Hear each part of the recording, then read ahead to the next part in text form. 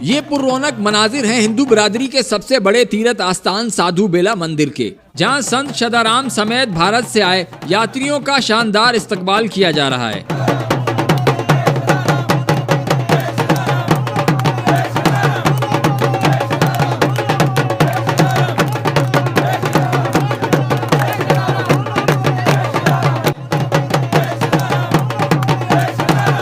दरियाए सिंध में जजीरे पर वाक़िए साधु बेला मंदिर न सिर्फ खूबसूरती में अपनी मिसाल आप है, बल्कि दुनिया भर के हिंदू बिरादरी से ताल्लुक़ रखने वाले अफराद के लिए इंतहाई मुक़द्दस मुकाम भी है। भारत से आए हुए संत युधिष्ठिर लाल ने साधु बेला मंदिर पहुँच के खुशी का इजहार करते हुए यहाँ से मिलने वाली मोहब्बतों का खुले दिल से आवाम का शुक्रिया अदा किया।